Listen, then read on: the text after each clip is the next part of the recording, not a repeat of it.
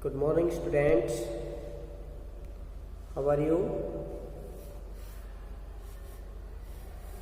बेटा school open हो गए हैं, तो जितना पॉसिबल है आप लोग स्कूल आइए। आपकी जो सुचारू रूप से पढ़ाई है वो स्कूल में ही अच्छे तरीके से हो सकती है, ये आपको भी अच्छे से पता है। फिर भी जो स्टूडेंट नहीं आ रहे हैं उनके लिए हम क्लास प्रोवाइड करवा रहे हैं। तो आज का हमारा टॉपिक है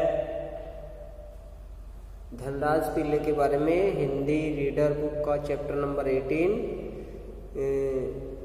संघर्ष के कारण मैं तुनुक मिजाज हो गया, जिसका शीर्षक है।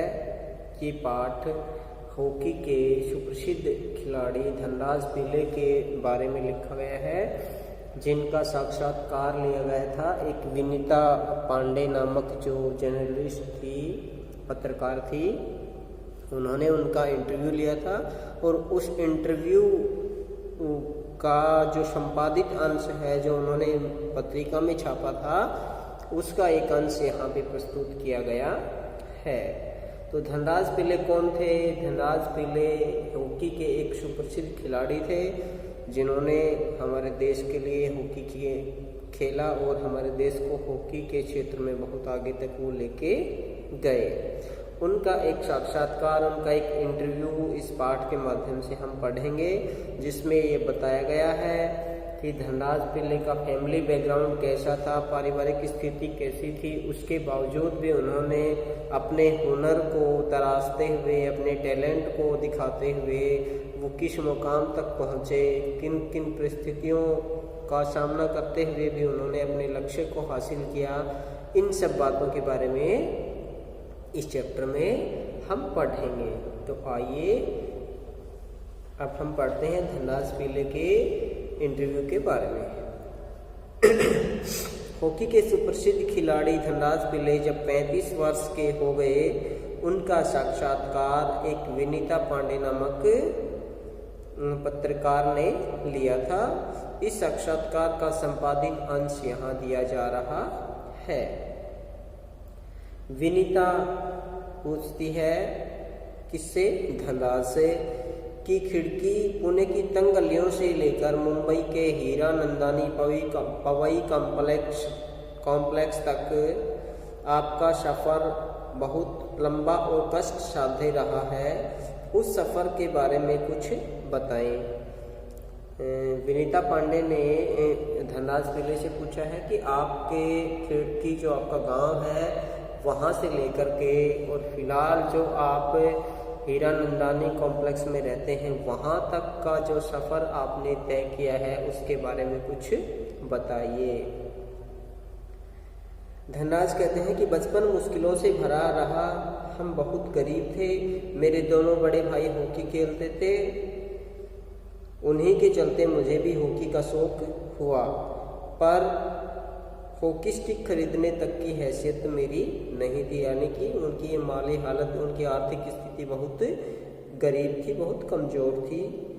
इसलिए अपने साथियों की स्टिक उधार मांगकर ही मैं काम चलाता था। वह मुझे तभी मिलती जब वे खेल चुके होते। वो कहते हैं कि प्रैक्टिस करने के लिए मेरे पास कोई हॉकी भी नहीं थी। मैं अपने दोस्तों की, अपने साथियों की हॉकी मांग करके ही प्रैक्टिस करता था, लेकिन वो हॉकी भी मुझे कब मिलती? जब वो अपनी प्रैक्टिस कर चुके होते और थोड़ा बहुत टाइम मुझे अपनी हॉकी वो देते, जिससे मैं अपनी प्रैक्टिस करता था। इसलिए इसके लिए बहुत धीरज के साथ अपनी बारी का इंतजार करना पड़ता था। मुझे अपनी पहली स्टिक तब मिली जब मेरे बड़े भाई को भारतीय कैंप के लिए चुन लिया गया। उसने मुझे अपनी पुरानी स्टिक दे दी। वह नई तो नहीं थी, लेकिन मेरे लिए बहुत कीमती थी, क्योंकि वह मेरी अपनी थी। मैंने अपनी जूनियर राष्ट्रीय हॉकी सन 1885 में मणिपुर में खेली। तब मैं सिर्फ 16 वर्ष का था। देखने में दुबला पतला और छोटे बच्चे के जैसा मेरा चेहरा था।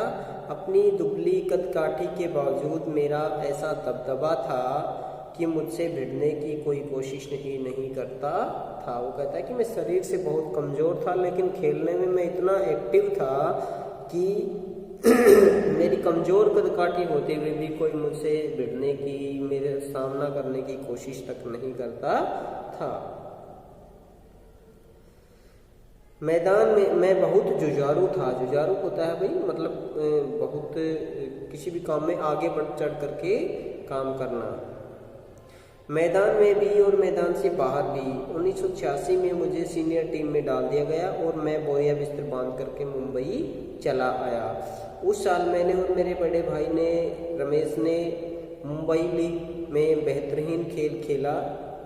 हमने खूब धूम मचाई। इसी के चलते मेरे अंदर एक उम्मीद जगी कि मुझे ओलंपिक 1988 के लिए नेशनल कैंप में ज़रूर बुलाया जाएगा, पर नहीं आया। मेरा नाम 57 खिलाड़ियों की लिस्ट में भी नहीं था। बड़ी मायूसी हुई, मगर एक साल बाद ही ओलविन एशिया कप के कैंप के लिए मुझे चुन लिया गया। तब से लेकर आज तक मैंने पीछे मुड़कर नहीं देखा है। विनीता कहती है, आपका विद्यार्थी जीवन कैसा रहा, कि आपकी स्टूडेंट लाइफ कैसी थी? अपने स्कूल के दिनों से आपकी किस प्रकार की यादें जुड़ी हैं?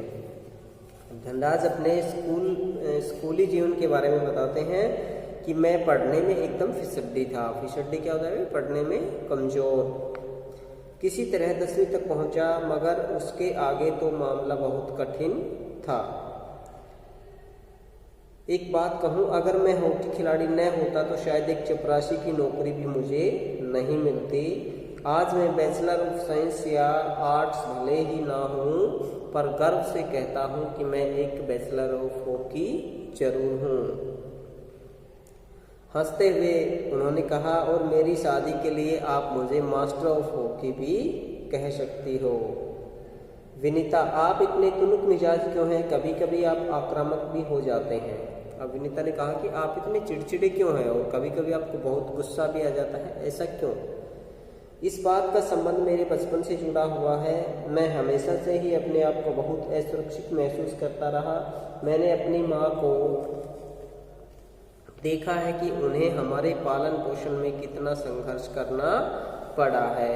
मेरे तुनुक मिजाजी के पीछे कई वजह हैं, लेकिन मैं बिना लाग लपेट वाला आदमी हूँ। जो मन में आता है मैं सीधे सीधे कह डालता हूँ, और बात को कई बार पछताना भी पड़ता है।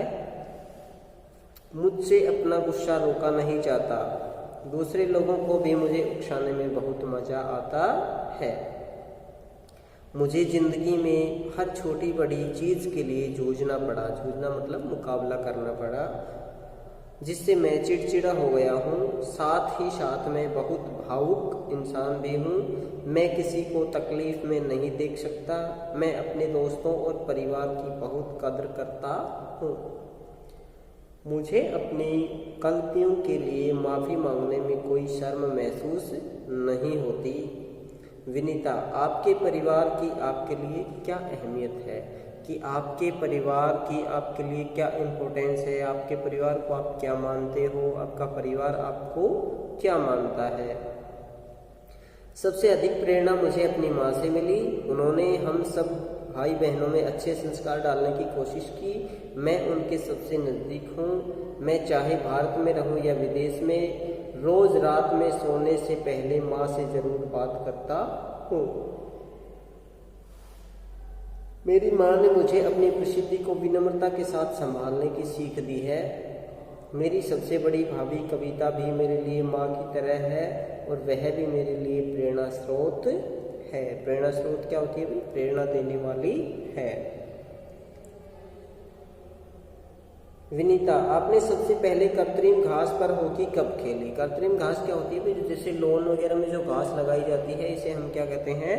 कृत्रिम घास कहते हैं। और हॉकी और क्रिकेट के जो प्लेग्राउंड हैं वो आजकल उनमें भी क्या लगी होती है? ये आर्टिफिशियल घास लगी होती है। अब वो कहते हैं कि आपने पहली बार हॉकी इस पे कब खेली? मैंने सबसे पहले कृत्रिम घास तब देखी जब मैं राष्ट्रीय खेलों में भाग लेने 1988 में नई दिल्ली आया। मुझे याद है कि किस तरह सौम्या और जोक्विम कारवाल हो मुझे एक कोने में ले जाकर कृत्रिम घास पर खेलने के लिए गुर बता रहे थे। वो कहता है कि मैं जब पहली बार नेशनल गेम खेलने के लिए दिल्ली आया तो उस समय मैंने ये कृत्रिम घास का प्लेग्राउंड देखा। उससे पहले मैं खेतों में ऐसे कच्चे खेल के जो ग्राउंड होते थे हमारे गांव में उन पे ही खेलता था। मुझे याद है कि किस तरह सौम्या और जोखिम कारवाल हो मुझे एक कोने में ले जाकर कृत्रिम घास पर खेलने के गुर बता रहे थे। गुर मतलब तरीके।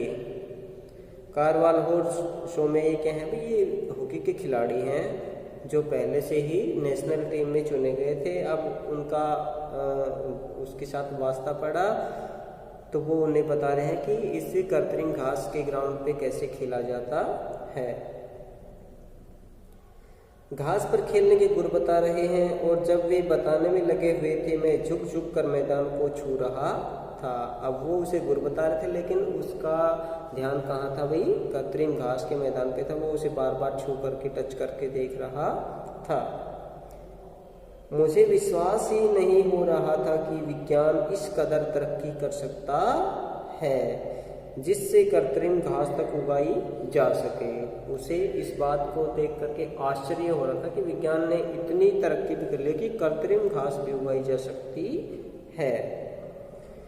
विनीता, हर युवक का यह सपना होता है कि उसके पास एक कार हो। आपके पास अपनी पहली कार कब आई? धनराज, मेरी पहली कार एक सेकेंड हैंड आर्माडा थी जो मुझे मेरे पहले के एम्प्लॉयर ने दी थी। तब तक मैं काफ़ी नामी खिलाड़ी बन चुका था। एम्प्लॉयर कौन होता है? जिनके लिए वो खेलते थे। मैं तब भी मुंबई की लोकल ट्रेनों और बसों में सफ़र करता था क्योंकि टैक्सी में चढ़ने की हैसियत मुझ में नहीं थी। उनके पास इतने पैसे नहीं थे कि वो खुद की टैक्सी कर सकें। मुझे याद है कि एक बार किसी फोटोग्राफर ने एक भीड़ से भरे रेलवे स्टेशन पर मेरी तस्वीर खींचकर अगली सुबह अखबार में यह खबर छाप दी थी कि हॉकी का सितारा पेले अभी भी मुंबई की लोकल ट्रेनों में सफ़र करता है। उस दिन मैंने महसूस किया कि मैं एक मशहूर चेहरा बन गया हूं और मुझे लोकल ट्रेनों में सफ़र करने से बचना चाहिए। लेकिन मैं कर ही क्या सकता था? मैं जो भी थोड़ा बहुत कमाता उससे अपना परिवार चलाना मुझे पड़ता था। धीरे धीरे पैसा जमा करके बहन की शादी की और अपनी माँ के लिए महीने पुणे पैसा भेजना जरूरी शुरू किया। आज मेरे पास एक फोर्ड आइकॉन है जिसे मैंने सन 2000 में खरीदा था, मगर वह किसी कॉर्पोरेट हाउस का दिया हुआ तोहफा नहीं बल्कि मेरी मेहनत की गाड़ी कमाई से खरीदी हुई कार है। विनीता कहती है, सफलता का आपके लिए क्या महत्व है? हॉकी को आपने इतना कुछ दिया, इसके बदले आपको क्या मिला? कुछ रुपए इनाम में मिले, मगर आज खिलाड़ियों को जितना मिलता है उसके मुकाबले पहले कुछ नहीं मिलता था। मेरी पहली जिम्मेदारी थी परिवार में आर्थिक तंगी को दूर करना और उन सबको एक बेहतर जिंदगी देना। विदेश में जाकर खेलने से जो कमाई हुई उससे मैंने 1994 में पुणे के भाऊ पाटिल रोड पर 2 बेडरूम का एक छोटा सा फ्लैट खरीदा। घर छोटा जरूर है पर हम सब के लिए काफ़ी है। 1999 में महाराष्ट्र सरकार ने मुझे पवई में एक फ्लैट दिया। वह ऐसा घर है जिसे खरीदने की मेरी खुद की हैसियत कभी नहीं हो पाती। विनीता पूछती है, सेलिब्रिटीज के साथ एक ही मंच पर बैठना आपको कैसा लगता है? धनराज कहते हैं, बहुत अच्छा। जब हम राष्ट्रपति से मिले तब यह महसूस हुआ कि हम कितने खास हैं। हॉकी ही है जिसके चलते हम हर जगह प्रतिष्ठा को प्राप्त करते हैं। तो इस पाठ से हमने क्या सीख ली, क्या सीखा कि यदि हम अपने टैलेंट को तराशते हैं, हम अपने हुनर की वैल्यू करते हैं, हम अपने हुनर को दिखाते हैं और हम अपने हुनर के बलबूते आगे बढ़ते हैं तो हम बहुत कुछ कर सकते हैं। हमें अपने आप को गरीब या निर्धन या किसी ग्रामीण अंचल से या किसान के मतलब किसी भी बैकग्राउंड से जोड़ करके हमें अपने आप को हीन नहीं समझना चाहिए और हमें अपने टैलेंट को निखारना चाहिए। यही पाठ धनराज पिल्ले का जो बैकग्राउंड है, जो फैमिली बैकग्राउंड है, इसका जो हॉकी से संबंधित कैरियर है, वो हमें यही सिखाता है कि हमें किसी भी फील्ड में जो हम जिसमें हमारे पास स्किल्स हैं, हमारे पास कौशल हैं, हमारे पास हुनर है, उन सब का प्रयोग करके हमें अपने हुनर को दिखाना चाहिए और हमें आगे बढ़ना चाहिए। तो आइए इस पाठ के कुछ कठिन शब्द हैं वो हम लिख लेते हैं। तंग गलियां, शकड़ी गलियां शब्द,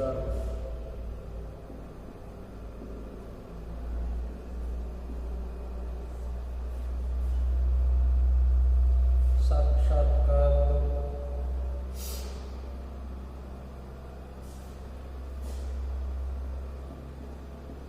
तंग गलियां, सकड़ी गलियां,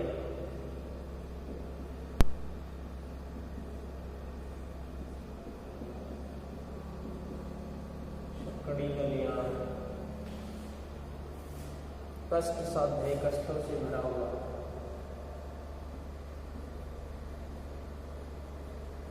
कष्ट साध्य, कष्टों से भरा,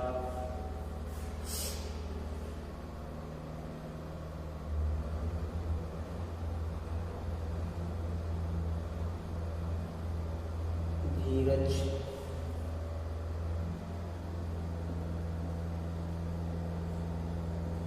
धैर्य,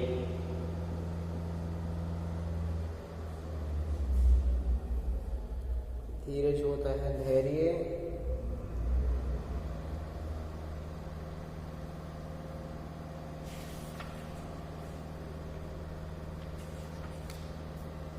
कद काठी, शारीरिक बनावट,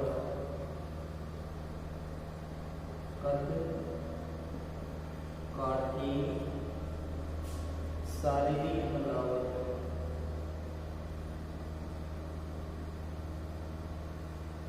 शारीरिक बनावट,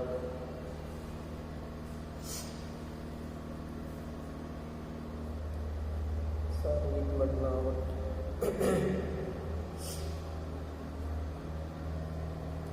जुझारू, संघर्षशील, ये वाले राइट डाउन कर लिया आप लोगों ने।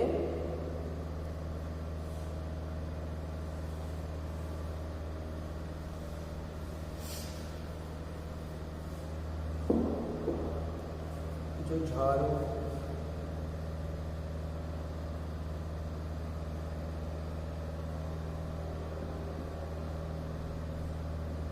संघर्षशील,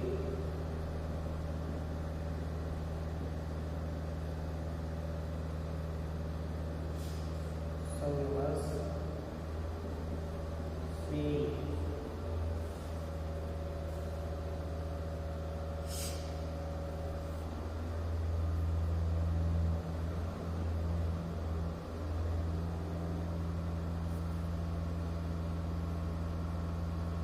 फिसड्डी,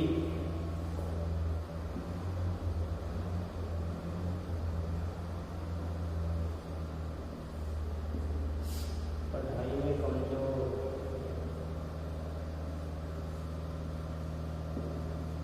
पढ़ाई में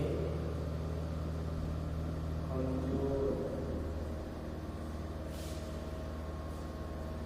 फिसड्डी होता है पढ़ाई में कमजोर, मायूसी, उदासी,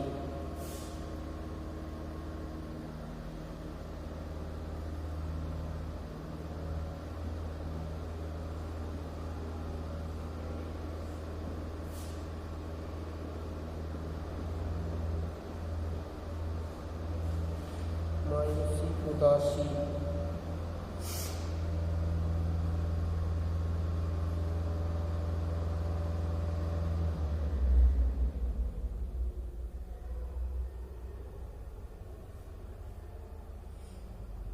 तुनुक मिजाज,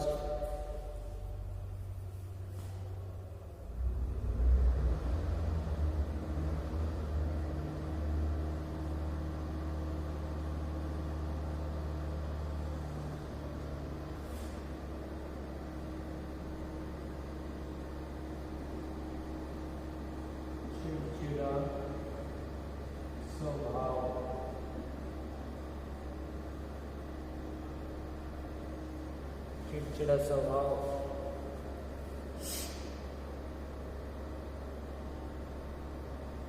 आक्रामक,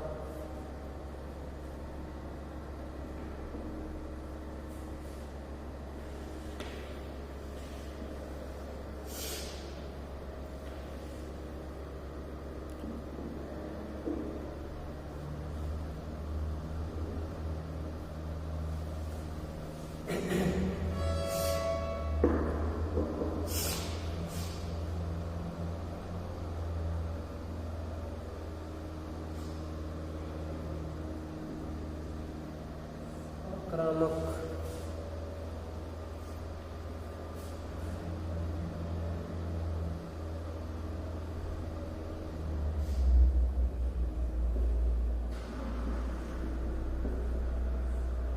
गुस्से में होना,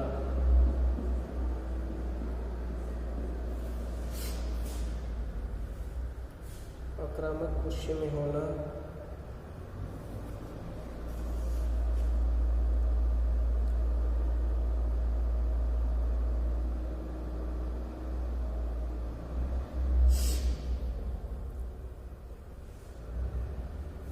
कदर, सम्मान,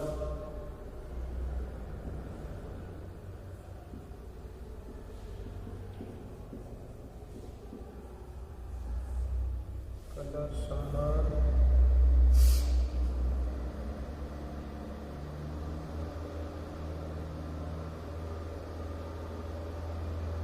प्रेरणा स्रोत, प्रेरणा देने वाला,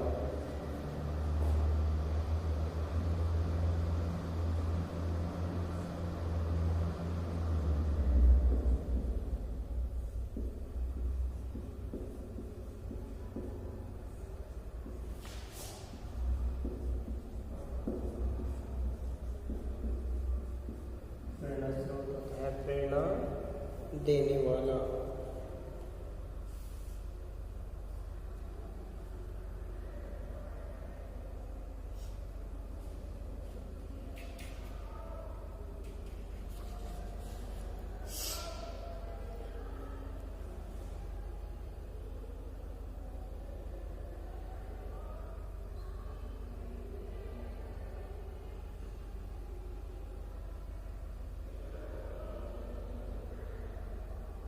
मशहूर, प्रसिद्ध,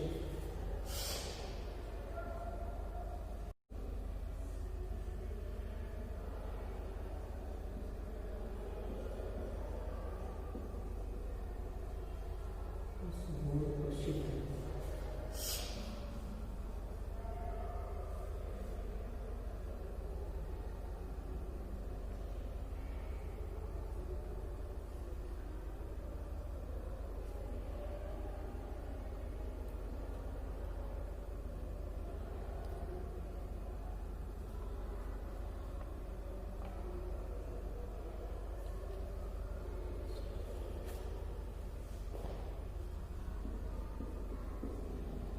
आर्थिक तंगी, पैसे की कमी,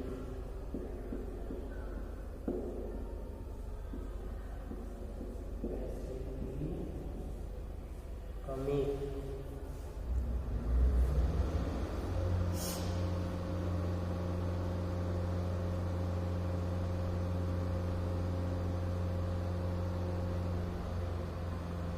हैसियत, औकात,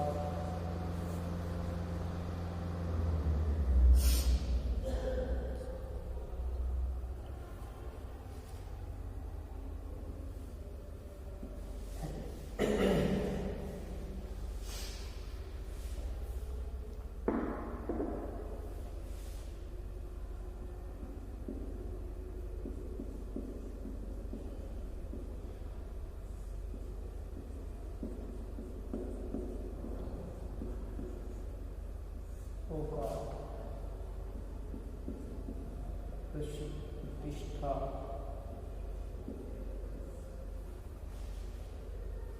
सम्मान,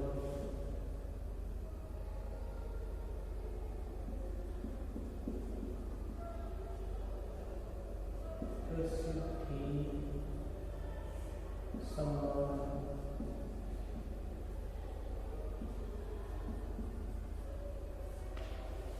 तो ये थे इस पाठ के कुछ कठिन शब्द जिनके अर्थ मैंने आपके सामने लिख दिए हैं। अब आपको जो हार्ड वर्ड हैं, कठिन शब्द हैं, जो आपको लिखने नहीं आते, बोलने नहीं आते, वो लिखने हैं और इन शब्दार्थ को अपनी नोटबुक में लिखना है। तो मिलते हैं अगले वीडियो में इस पाठ के क्वेश्चन आंसर के साथ। तब तक के लिए नमस्कार।